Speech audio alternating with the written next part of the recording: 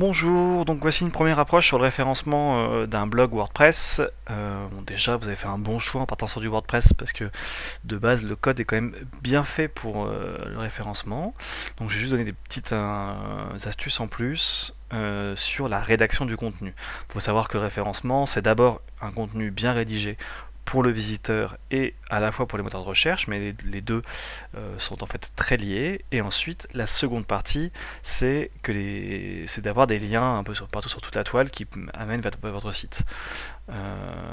Sachant que ça ne sert à rien d'acheter ces liens dans des sociétés, c'est souvent reconnu par Google et ça risque au contraire vous nuire, ni des échanges entre copains, parce que à moins que vous ayez un ami qui traite des sujets très parallèles aux vôtres, et à ce moment-là, de temps en temps, il fait un lien vers une page et vous faites un lien vers une autre page, mais pas en tout cas de liens vers les mêmes pages, c'est pas très intéressant. Non, c'est pareil, Google voit quand les liens sont réciproques et trouve ça pas très intéressant.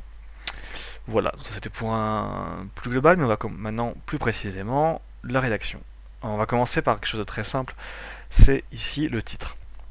Donc le titre c'est primordial dans une page web, ça va être en quelques mots définir tout le contenu de cette page ou de cet article.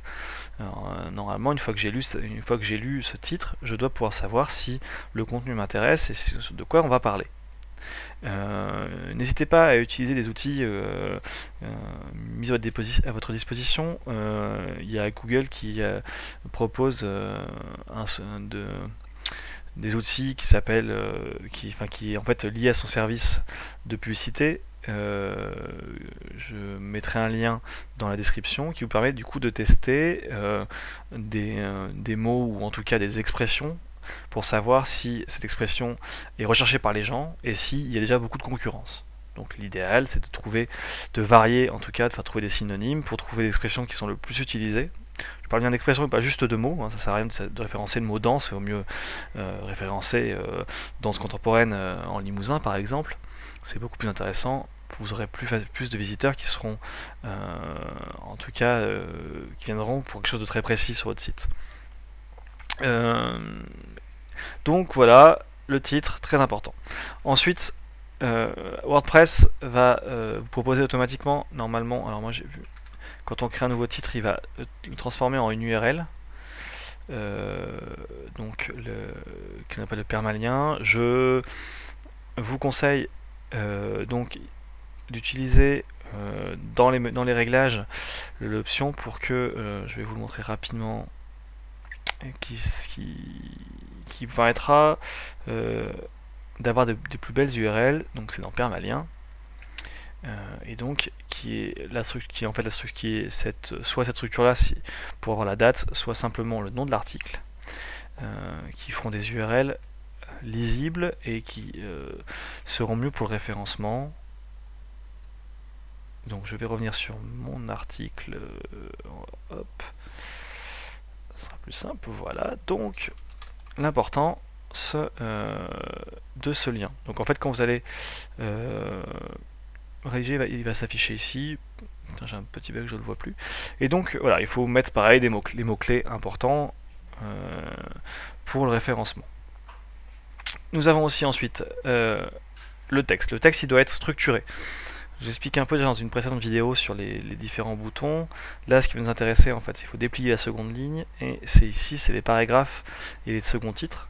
J'ai expliqué dans la vidéo que structurer sa page, c'est en gros, donc là-haut, nous avons eu un texte, et nous avons eu on a mis une définition de ce qu'on va trouver dans la page, et ensuite, si on peut découper notre contenu en plusieurs parties, imaginons que je parle de la danse contemporaine dans le Limousin, je vais peut-être du coup faire des parties déjà pour situer la danse dans le Limousin, peut-être plus après sur la danse contemporaine, découper cette rubrique pour chaque danse. Donc là je vais du coup commencer chaque partie de ma structure par un titre 2, avec par exemple en utilisant des mots très précis qui me définissent bien ce qu'il y a dans le paragraphe, dans le but que le visiteur puisse en lisant savoir s'il est intéressé par ce paragraphe ou s'il saute au suivant.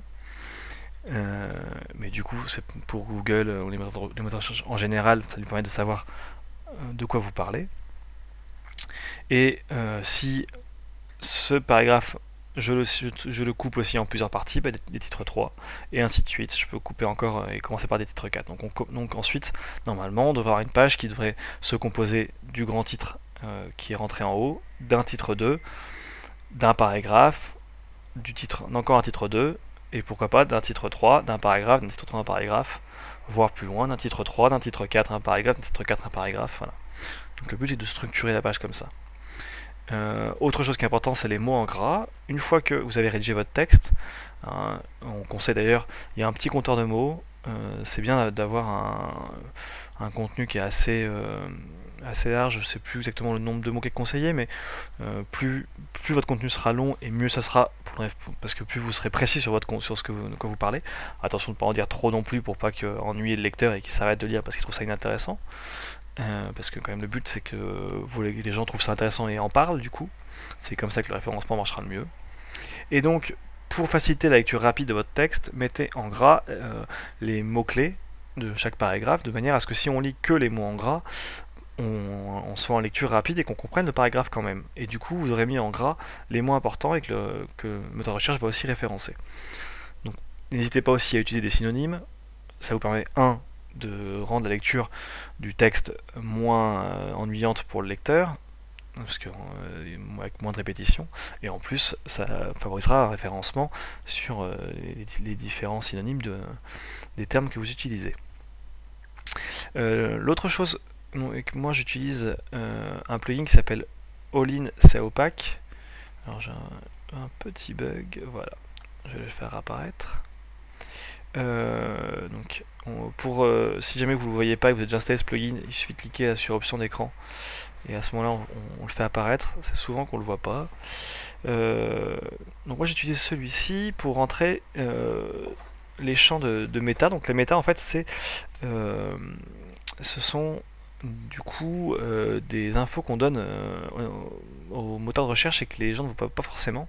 Alors quand je dis pas forcément, c'est on peut quand même les voir parce que le title qui est en premier, donc qui doit faire un maximum 60 caractères, idéalement c'est d'arriver donc pas plus et d'essayer de faire à peu près ça va être quand même être apparent parce que dès qu'on a un onglet, le texte qui est ici sur l'onglet, donc là ajoute une nouvelle page sur petit blog, c'est bien en fait ce titre, un titre en anglais.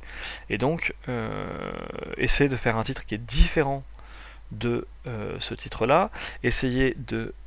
C'est très important que chaque titre de page soit différent, chaque titre de page soit différent, mais vous pouvez replacer du coup ici plus aisément les termes génériques de votre site. Donc par exemple, imaginons que je continue sur ce site où j'avais fait une page sur la danse en Limousin, mais peut-être que je parle en fait des danses dans tous les pays, dans toutes les régions, et du coup je peux marquer ici la danse contemporaine en Limousin